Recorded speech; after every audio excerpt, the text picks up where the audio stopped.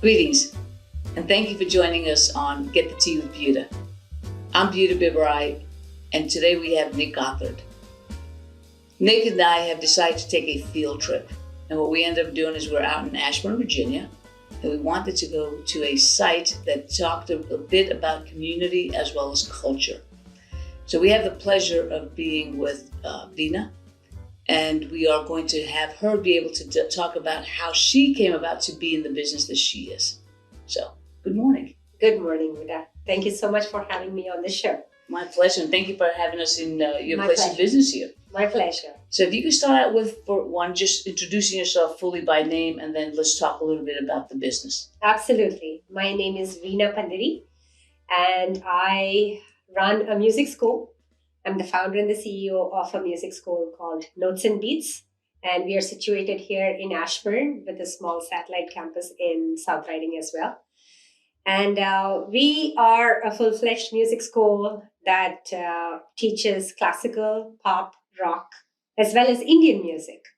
And we believe that today, with the cultural diversity that we have, and the world being so flat with so much in technology and everything, we find ourselves to have the unique fortune to be able to bring the two cultures, powerful cultures of music together, the East and the West, to the generations of today. Excellent. Now, how long have you had Notes and Beats? This would be our 9th year, and we are heading into our 10th year anniversary, and we'll be doing a really big event for that. So that's what we're planning on for next year. That's very exciting. Now, as far as the music that you yourself teach and coach kids with, does it have a foundation in any particular culture? So actually I only teach Indian classical music and Indian, so to speak, pop or non-classical. So there's many flavors in Indian music that fall under the non-classical umbrella. Some could be devotional songs, some could be semi-classical, and some are the typical Bollywood kind of stuff that you hear. So that's my space. But I'm really passionate about finding ways to bring that Indian classical element into Western rock and pop. So that's kind of what we really strive to do at the school. We have full-fledged classical program, but also a fusion program. Okay. Now, if the music that you are engaging in has lyrics, is it in Indian languages? Indian language? Thank you. Yes. What Indian languages do you also support through your music? Yeah, so Indian classical music, a lot of it is written in Sanskrit or another specific language called Telugu. Mm-hmm. In fact, incidentally, I come from that same state. India has many languages, right? Yes. So I'm learning every year. I learn this a little bit more. So yes. Yeah. So it covers. I'm talking about the South Indian music because there's a separate genre which is the North Indian classical music, which I don't sing or teach. Mm-hmm. So I specialize in the South Indian. So yeah, the languages mostly are in Telugu or some in something called Kannada, lots of Sanskrit. So yeah, the kids over here struggle saying the words, but that's a good practice. So they come to these classes and they start tongue twisting, and then they get it eventually.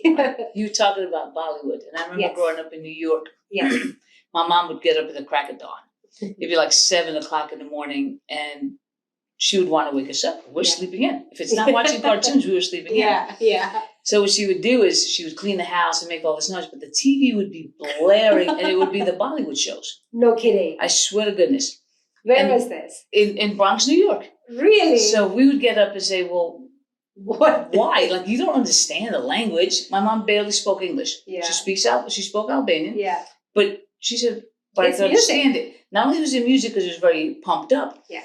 But the storylines were like the soap operas. Yeah. So she knew who was cheating with who and who was doing what, who was the antagonist. So she could tell the whole story. So we're like, all right, fine. Yeah. So yeah. And that's the beauty of music though, right? I mean, language, there is a huge element of meaning and things like that. But a lot of times, even if you're agnostic to the language, the music itself communicates across geographical barriers. Right. Especially these days, it's so easy to reach out in music from across the world. And people have embraced it, and it's just exploding. The field of music is getting exploded in, or is exploded the right word, but it's just expanding in multiple different dimensions. That's where cool. Language is no longer a barrier. So now in Loudoun County, we have a large South Asian community. Community, yes. But the kids sometimes don't embrace the culture as much as their parents want. Yes. How do you see their struggle? And that's a great question, because I truly want to talk about that today. I think there is an ongoing issue that's been recognized. There's lots of research around that as well, where children of immigrant families, and in this particular case, we are talking about South Asian families. So children in general of immigrant families are finding a crisis situation with their identity. Mm-hmm. They kind of are unsure where they belong. And I see that in my house too. At home, they have all this culture that's coming from their parents, like my generation, who traveled from India over to this country, but they want to fit in. They kind of are uncomfortable, at least during a certain phase in their lives. They're quite uncomfortable with representing their original or the culture of the roots of their parents. And I think that's creating sort of like a conflict for them. Mm-hmm. They want to blend in, but they're not truly American. They want to be American, but they are also Indian. It's a tough struggle. I can understand that. But the research, what I have learned is that over the years, some kids are quite open and they embrace it, that's great. But for the majority of them, they find themselves in an identity crisis situation as they grow. Right. They do not belong completely and they're still questioning it. And I think it's really important for people like us, immigrants, to really help them through that crisis. And music, as you know, is a huge element in any culture. So it makes it very easy, and it feels it's one of my calling, my duties to do that, I promote this culture and get them comfortable with the idea of singing or playing an Indian song, listening to Bollywood or classical, so that they feel more connected to where their parents have come from, and they embrace it.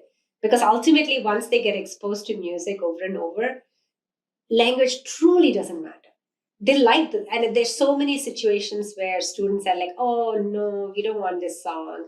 It's an Indian song or Telugu song, Hindi song, whatever. I said, I understand. Let's give it a shot. Let's just do it. Just because I'm saying it. Right. Sometimes it's like, I'm the mom, you do it. I'm the teacher, just do it. No more questions asked.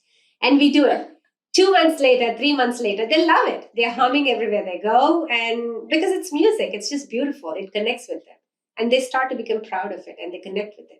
They know who they are. Right. Yeah, they are Americans, but also they have an element of being Indian in our families, right? So yeah, that's I think is a very important part. Do you have that same challenge in your own household? Yes, I do. Okay. Very much. You have children? Yes. 15 and a 13-year-old. Great ages. Right? Yeah. For this conversation. Yes. My 13-year-old, the boy, he doesn't have that conflict in his mind. He has embraced both cultures fine. But the 15-year-old, a girl, I think maybe it's to do with girls. They think more, at least at this age. So the girl, I think, is still going through that conflict herself. She's getting more comfortable, but there was a lot of push from her, for not taking on Indian music and not being associated with notes and beats. I plugged her in since she was 5. And she's a great musician. And I always thought, because of how much she pushes back and how expressive she is, that she doesn't want to do this. I always thought that she never connected with it. So I'm also very sensitive to not push her too much, because my relationship with her is obviously more important. But what happened 2 years back, when she was writing her essays for application to AOS and schools like TJ and all, she comes home and says, Amma is mom. They asked me this question and about what her superpower was. And you know what she said? What? Music. Oh. I'm like, are you serious? That was one of the happiest days. And she talked about being Indian. She talked about being an Indian in America. She talked about the cultural differences and how music has bridged that gap for her. And she feels empowered because she's able to express herself. I'm like, oh my God, all these years of effort, worth it. That's awesome. Worth it. So I think, she's still evolving, but I don't think she is so unsure anymore. I'm sure she has a long ways to go, but she's embracing it. She was here for the rehearsal today. And as much as she doesn't ever expressed an interest for Indian classical, she didn't say anything when I told her, hey, we have a show tomorrow. Do you want to sing Indian classical? And she's like, okay. And she was here for rehearsal without any argument at home. That's a huge step for us. That's very cool. Because we always argued about, I want you there. I need you because you sing well, you play well. I need your support. You have to come. And she's like, I don't want to come. This is not my thing. Why do you make me do this? I'm like, now it didn't happen. So that was a huge thing for me today when she just showed up. And does she have any of her peers participating in the Music U?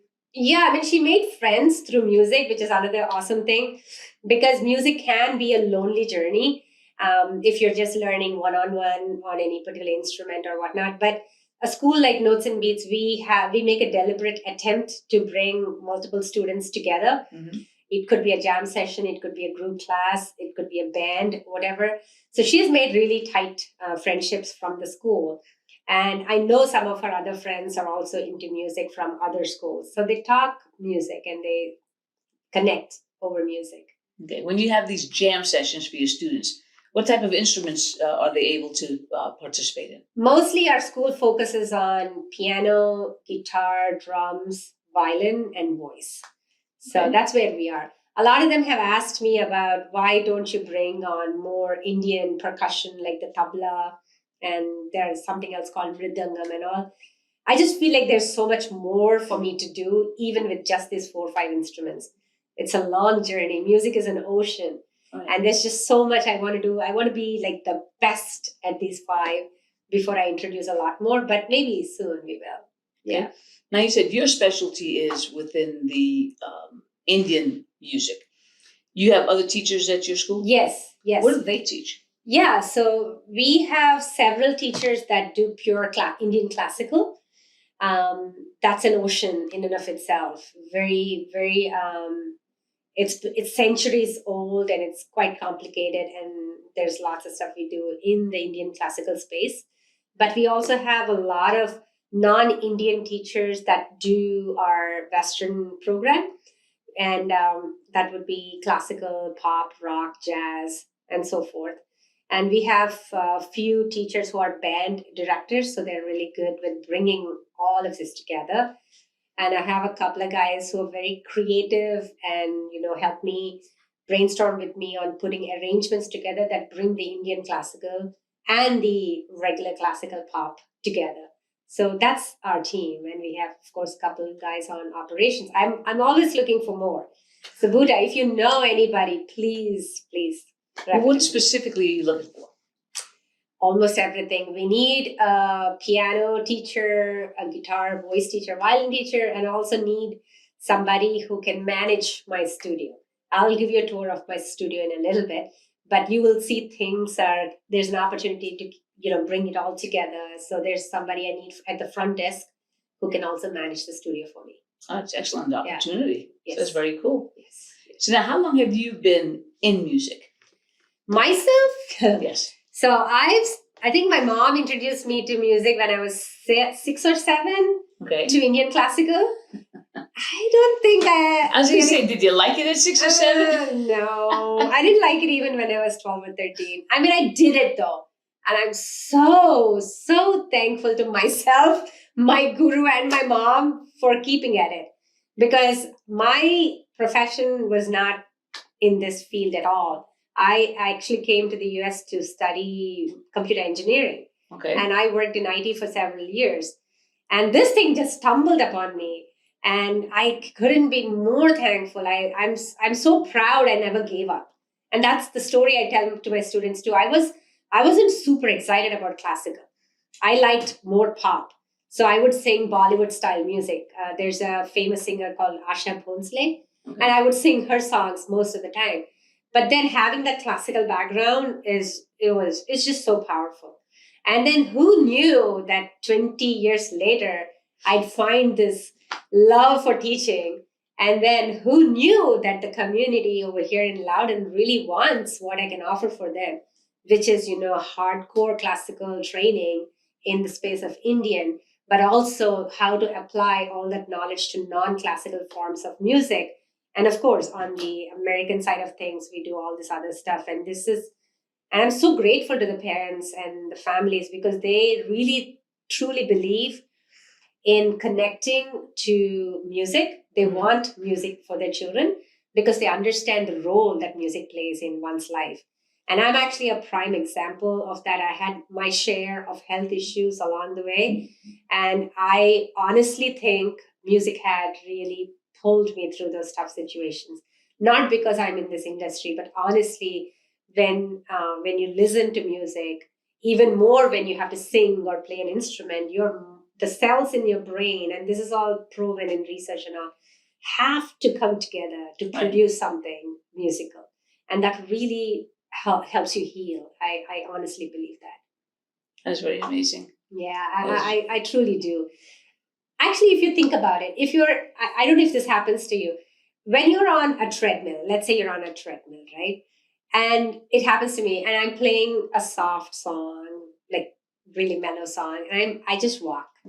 The second I play something that's got like drums, something that I love, which is fast paced and so forth, I don't know where that comes from, but I can go 30 more minutes on that treadmill. And I notice all these things, even in a football game. The energy in the audience like explodes when they start playing We Will Rock You. Yes. And and I'm thinking, if you have to dance, watching a dance without music is very different than watching a dance with music. Right. And I think music has that power. It just does. It dictates the mood that you can be in. And it also allows you to make a choice to be in the mood you want. So if you're really sad, I usually play Asha Bhosle songs to pep me up. If I need to calm down, I play classical and that kind of thing. I think it's musical. Music is just beautiful. That's very funny because in my office I have a CD player. Yeah.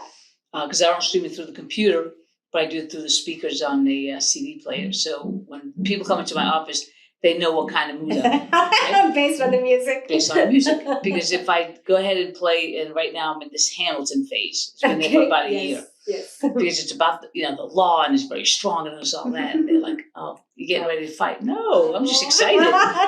So that, but otherwise, I will play the blues. Yeah. I just want to kind of be mellow. So that's very interesting because people can pick up on your mood. That is just so on funny. that. So that is very cool. Yeah. Now, do you teach the students to also write music and develop their own music?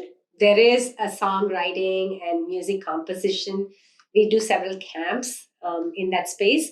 But just recently, we launched our all jam sessions at our studio, and we are getting signups for that because a lot of them are lonely in their journey with music, and I want them to come together. So I want a singer to meet a piano student, a guitar student, potentially get them all together, and I just want them to create their own music. So we have started that in the school. Okay. Some of us have released their originals as well. And we are also doing originals as teachers. We are creating and arranging music, more and more music right now. Again, in the spirit of bringing the East and Western styles of music together. So I think it's just beautiful. Yeah.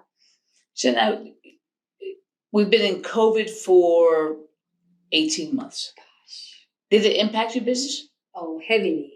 It did. So we have, other than the lessons that we do, private lessons that kids come for week after week, we also had an after-school program where we pick up children from the schools and bring them over. Right. And we do both music, and my other side of me has a passion for science and math. So we do a STEM program as well. So that's washed out completely. So, and then summer camps washed out completely. And even lessons, a lot of the students had stopped in the beginning. But, very soon, I think they realized that music is one way to keep them sane with the children. And so they came back. Most of them came back. So at least we are in the space of private lessons, we are back on. Now, in fact, since COVID, we do online even more than we did before. We've been doing online lessons for almost 8 years now. So we kind of understood it, which is why we were very quick in turning the situation around when COVID hit. We were fully operational in a couple of days. So we were able to retain most of our business, unlike, unfortunately, some of our neighbors who couldn't figure that out. So we are doing fine. In fact, now we have a lot more signups for ensembles and bands. Kids want to play with each other. Kids want to create their own music. Right. So yeah, I think we are doing fairly well at this point. Once you started having the kids come back into your school, did you have to make any retrofitting or amendments to your space? To our space, yeah. When I show you, you'll see all these big screens. It'll be like you're in Home Depot, because you had this orange framing and all these things, all this song and dance we have to do. Right. So we do that to protect as much as possible. Each classroom also has a divider with a screen in between, so the teacher and the student are away. And yeah, so we had to do a few changes, but again, it's a challenge that everybody has to overcome. In a way, when COVID hit, it was a problem for me to solve. Maybe the engineer in me, I was like, okay, I got to solve this problem. How do I do this technologically? And then finding the platform, setting it up was sort of exciting, and we did it. So that was a good accomplishment for our team and for me, that we were able to do things and keep it going. That's very cool. Now, when you do your shows, do you and your students go out into the community, or do you just have your show and then the community comes to you? It's both. Okay. We have our own recitals and smaller events. We rent out spaces for those as well. But we are also big into performing to the general public. In recitals, it's usually just the parents of the students. Right. But we train these children, especially when they are coming to our jam sessions and ensembles. We pick soloists and band students, ensemble students. We provide additional training for them, chorus, all that kind of stuff. And then we organize these really big events, one a year for now, which are our fundraisers. And we pick a charity of choice. Right. We ticket the show, sell tickets, do the show, and donate to the charity of choice. Now, for the last few years, we launched our nonprofit organization, and that's a platform where our students are not just performing, but they're actually organizing the show themselves. Okay. And they are carrying it forward. It is their show. It is their nonprofit. It is their service. A huge part of my job is to ensure that the students at Notes and Beats understand how they can leverage music to help people around them. Okay. So, of course, we do perform for senior centers and stuff like that. But I also want them to get involved in the organization, picking up who they want to donate to, what they want to do with the money. Next year, our 10th year anniversary, we are, September 10th will be the show. Next year, 2022, at an outdoor arena. And the children are talking about supporting causes like autism, cancer, LGBTQ, and different things, and actually donating the money towards surgeries of certain individuals. They're still exploring and talking to people about it. So certain individuals, so they can see the actual impact rather than just donating it to somebody and assuming it's going to the right people. Yeah. So that's kind of what they're talking right now. Well, that's cool, because I think if they see how their donations are directly impacting the community, then you don't worry. Yes. Did it really go to them? Did it not go to them? Yes. So they actually see that. That's awesome. Yeah, and the kids are also going to develop that compassion. I can talk, but then they have to do it. They have to feel it. I want them to feel the firsthand how privileged we all are and how much we can do to help somebody else. And I'm hoping that this exercise where they carry the whole thing forward will bring out that sense of accomplishment and compassion for the others among the children. So yeah, that's where we are headed for next year. Yeah, that'd be very cool. Yeah, I think so. Yeah, I think it'll really make them better citizens. No, that's awesome. Of this Do world. you cater to a particular age group? Not really. We have all the way from 3 to 73. 73? Yes. Yes. I could take a class then. You I'm not quite must. 73. Oh, you must. Really, I don't think there's an age limit at all. Yeah. Now, as I was saying to you earlier, I find I have a tendency to gravitate towards the drums. You said. So that's it. If you leave me in a room, there's going to be a lot of noise. I don't know how much music I'll make. I'll make a lot of noise. So yes. That's where we all start. That's exactly right. So that's very cool. So from a community perspective, as far as the community being able to support you, how can they support you and your endeavor? Keep coming to classes. Fair? Actually, again, I'm grateful to those families who didn't question it when COVID hit. A lot of families were unsure about the online lessons, and I respect them so much that they didn't question how effective we are, if we can do a good job or not. They gave us the opportunity to figure things out. They stuck with us. They didn't cancel classes on us. Some families have like 5 classes that they learn. All the members learn, or a child is learning 3-4 different things at the center. And they didn't stop any of that. In a way, I'm sure they are sensitive to the fact that we are a small business and they wanted to support us. So I'm truly grateful to them for that. So in terms of helping the community, I really think just taking a step back and realizing how important it is to stick to your own culture, whatever culture you come from, and trying to promote that to the next generation so they have that closure in some sense, right, to figure out what their identity is right. Going to be really helpful. So now when you have like the families who are coming together, how do you navigate when you've got, let's assume you have a set of parents who are pushing their kid to do this, and the kid is somewhat resisting it. Yeah. How do you navigate that bridge for them?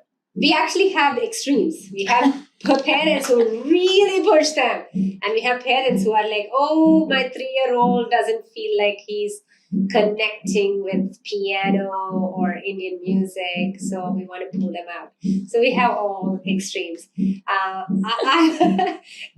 think I'm a bit more on the Eastern side of upbringing. Again, I draw experience from my daughter, right? I always thought, oh no, I shouldn't push because that's the new style. You can do that. And 3 years back, she kind of came one day and said, Amma, I'm done with Indian classical. Don't ask me to come back to these lessons and this and that. And she tried it every year. Right. And every year I would try to say, please, give it a little bit more time, this and that. This time I said, no questions asked. You're coming and that's it. And then she paused and she said, okay. I'm like, wait a minute. There's no fight here? The mom voice worked. Yeah, it worked. And I'm like, oh, okay. Maybe it's okay to push children. Why didn't I do it all this while? Right. So I really think it's important that parents give that nudge because children don't know any better. Right? I mean, for a 6-year-old really doesn't know what they're passionate about. I mean, for God's sake, I didn't know what my passion was 10 years back. Right. And I don't know many of my friends even figured it out. I stumbled upon this and I got lucky. But it's very hard to figure out if you're passionate about music or piano or not. But sticking to it, I don't mind it. And children, like I said, once they're exposed to something, they like it. It's the Tiger Mom philosophy. There you go. That works, right? You keep telling yourself that. Yeah. It actually, most of the time it works. You mentioned a couple to 3 times that you fell upon this. Yeah. What's the story of your fall? I never thought that I'd be a teacher. I always wanted to be an engineer. I love math and that's where it is. But then my mom had come. She's a singer. She had come and left when I had my first child. And then she started teaching neighborhood children. And then I picked it up. I said, let me continue this. Sounds like fun. It's just 1 or 2 hours per week. Right. Absolutely fell in love with teaching. So that took off. And then 6 years later, I thought to myself, I remember the time when classical music was a long drawn exercise for me. It wasn't like, I love this. And how do you make it feel like they love it? Right. And that's kind of what turned the cycles in my head. And I started Notes and Beats with the idea that, you learn classical, but also an element of non-classical, to see how their concepts that they learn in classical can be applied to songs and teaming with others, and that kind of happened. And this is now, I gave up my tech job because at some point I couldn't handle both. It either had to be money or passion. So and you're like, wait a second. yeah, that's what my husband said. Wait a second, wait. You're not going down that path. We have a board kid and we are used to this lifestyle, but he couldn't win the argument, like many other arguments in my house. You gave him that voice too. That voice. Work for your daughter and do that work for your husband. It took me 3 years though. It's hard because even I was confused and I didn't know what. What's a risk? It was a huge risk. No, I didn't know if this would work and all that. So it was a huge risk to take. Yeah. But I'm really glad. I think people want what we are offering. They really do. It's because I know the first time that I met you was when they were doing the celebration of the Independence Day for India. Yeah. And it was really cool seeing the young kids. And when I say young, some were as old as 18.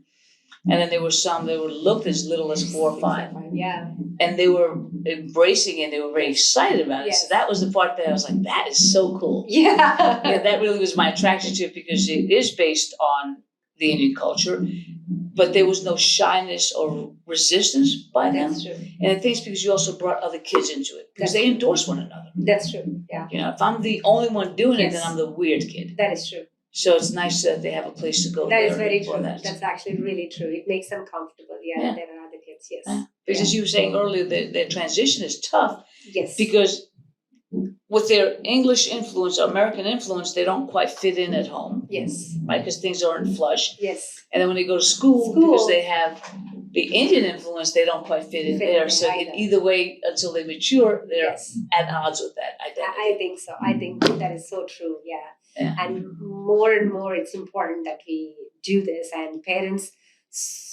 believe that this is an important. I really want parents to recognize that there will be an issue if they do not keep talking about their culture, if they do not keep it alive in the homes. It could be music, it could be other things. I'm not saying it has to be piano or Indian classical, but it could be Indian dance, it could be many other things, right? But it's important that parents recognize that this is something that their children need to be exposed to. They may not find passion in it. I mean, you don't have to be number one in everything, but it's a thing that you need to have in your life. Right. And with my experience, I almost feel like saying, I don't mean to be too proud when I say this, but I think music will come in handy at some point in your life. And I've seen that many times for many families. You don't have to be number one singer. You don't have to be number one in music, but in some way, form, or fashion, music will serve you well. It will be your soulmate. It really will. And the other thing too, I mean, for our families, our demographic, right? Indian demographics, we are very academically oriented. You know that. A lot of us are into STEM education, like I am, like my kids are. But one other initiative that I have taken on very personally at Notes and Beats is to show how music can help them with whatever career they choose. As a first step, for example, right, they have to go through applications in college and high school and things like that. A lot of the kids apply for AOS and TJ, which are magnet schools. And every step along the way, schools and universities are looking for holistic personalities. They just don't want somebody who's a math person. All books. But then everybody goes to music classes, everybody goes to dance classes. What do you do with it is what's very important. What do you do with this art form that you have spent 8 years learning? Right. And that's where Notes and Beats is doing a very involved and deliberate exercise to helping our middle schoolers and high schoolers, and starting to create a segue for elementary schoolers as well, so that they can really present music as a lifelong companion, and they can actually show what they can do with music. So there's lots of efforts, lots of different projects we have around that space. Okay, that's very cool. Now, as far as people how do they find you? Like most of your clientele and your student base, where does it come from? Yeah, of course, word of mouth, but we have a pretty good social media presence. And the shows that we do are very popular. A lot of them associate performing opportunities with our schools. A lot of them come for that. And And they're open to the public? Yes, of course. Okay. Of course, they are open to the public. And Could somebody find it on your website? Yes. What website would that be? Notes and Beats. So Okay. it's the letter N, not the word and. Okay. Bam! Yes. Like that? Oh, yeah. Just say that. Notesandbeats.com. Okay. We have a website, we have a Facebook page and Instagram. We have a YouTube channel which is picking up quite a bit of steam lately. We released a few professionally done HD videos in the recent past. A lot of our students are plugged into that. We are offering that as a series of videos exclusively for our students. Right. And yeah, that's another place to find us and listen to us and see what kind of music we do. That's very cool. Now, do you have openings for students to come in and learn? We always do. Excellent. We always do. So you were talking earlier about the needs of your staff. Yes. Where do you get your staff from? Different places. I mean, our staff do usually they refer their friends and colleagues, and that's how we build our staff. I've tried some online recruiting sites, and that's kind of how we get it. And some universities, I have connections with different universities in the area. So. And do they all have formal musical training? Our teachers do. Okay. Yeah, our teachers do. In fact, I feel like I'm the only one who doesn't have a degree in music. And all the guys that work at the school, they all have music degrees and a ton of experience working with children. I think you can be a great musician, but teaching is something different. Right. That's how I look at myself. I may not be number one performer, but I am a darn good teacher at teaching the Indian classical stuff that I know. And we have many levels too. Our teachers, all of us are very honest about it. At some point, we say, okay, this student is better served with another teacher who's advanced, and we always move them around. And there's nothing wrong with that. At the end of the day, you want to better serve them. Exactly. That's perfectly right. Exactly. Yeah. Okay, excellent. What is your message of hope for our community as it relates to Notes and Beats? We are all in this crisis situation now, right? So I'm going to talk, in terms of the pandemic and how we are. Honestly, I think music has a place for people that are hurt and are hurting and need some peace, are in search of more peace in their lives. I think music is soulful, and we will all get out of this together through this pandemic. I feel like there's a lot of positivity in the people too. We're all fighters at the end of the day. Right. We are looking for opportunities and to survive, and we are looking for creative ways to get past things. I really honestly beg everybody to get vaccinated, so we can control this thing and, stick together and come together, listen to music, watch dance, do something that'll take the stress off from your, and everybody has been working so much more since the pandemic has hit. So find some time to smell the roses and take it easy. And I think we'll all get out of this soon. Well, and I agree with you. And I think we need to have that support amongst one another. Yeah. Because it's hard, and you are seeing, and I like the way you said people are hurt. Yeah. There is a lot of pain. There is. Yeah. And it's just a matter of trying to identify it in one another and also identify it in yourself so that you find a way to address it. Yeah.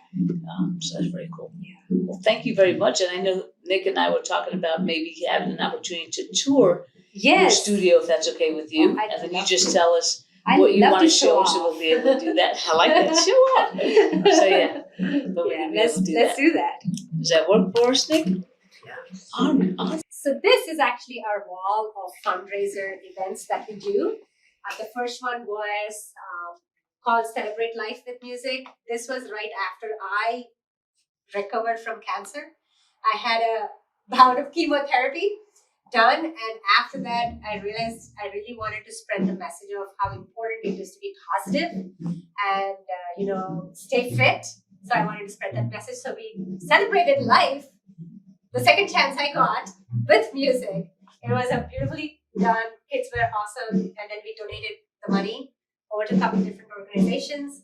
And the next one was inspired by a student at Loudoun who is heavily autistic. He cannot speak more than 12 words, but he does really good paintings.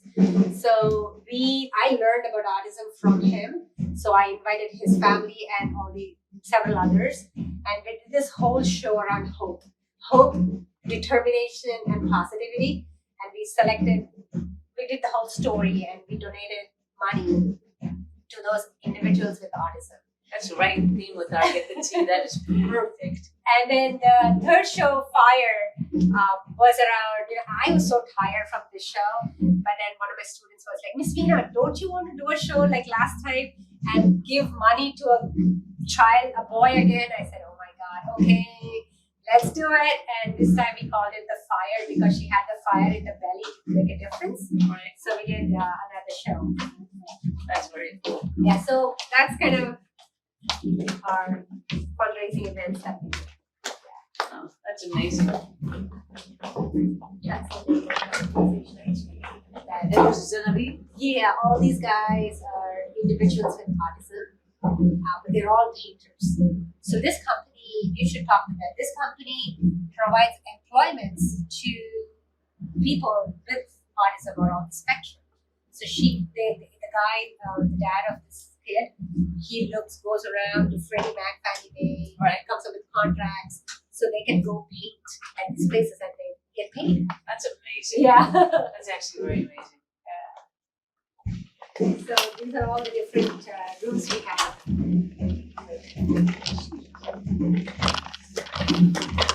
Excuse me.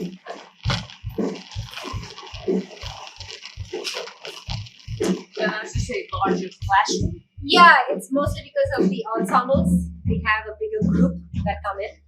And we also do our summer camps here in the larger groups.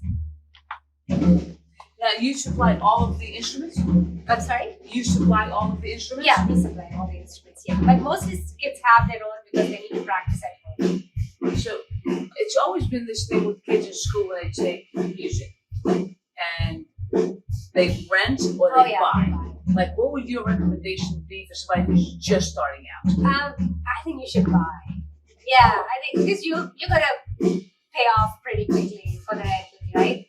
And you can always get second-hand instruments that are not super expensive, especially when we're talking about guitars and drums.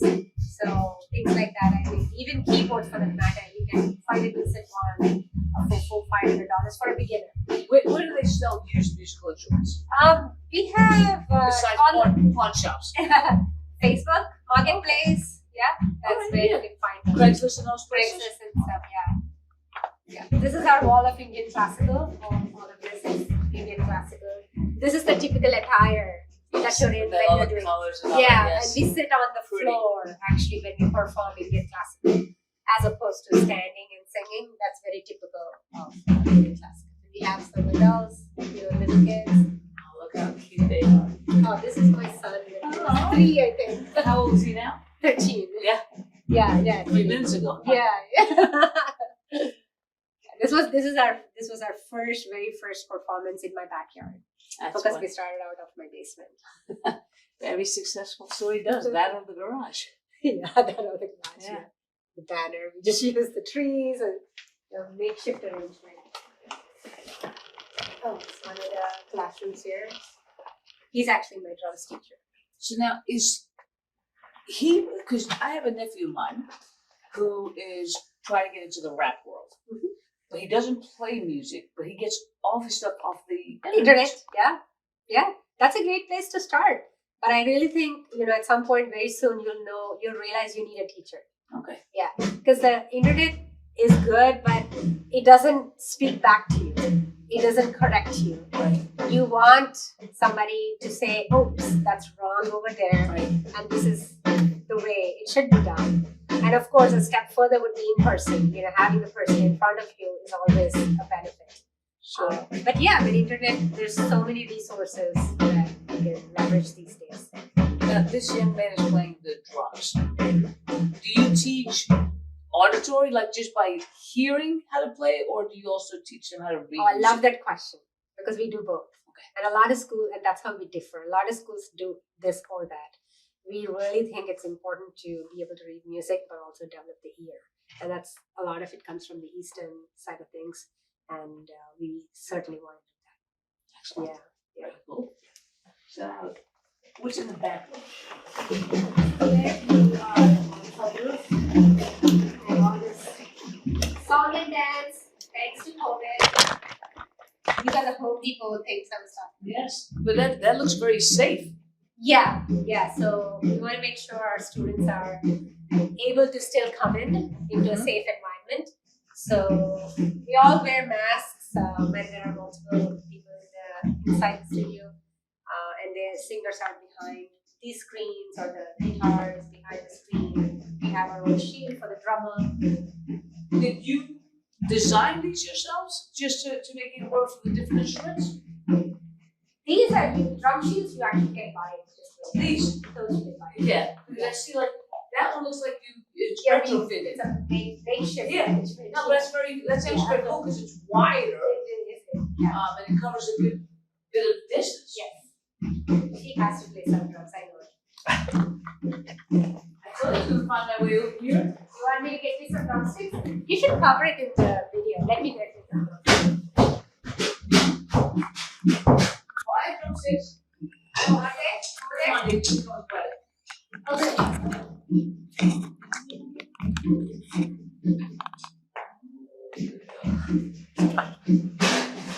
Hit it. Yeah, I got you. I think I just like noise.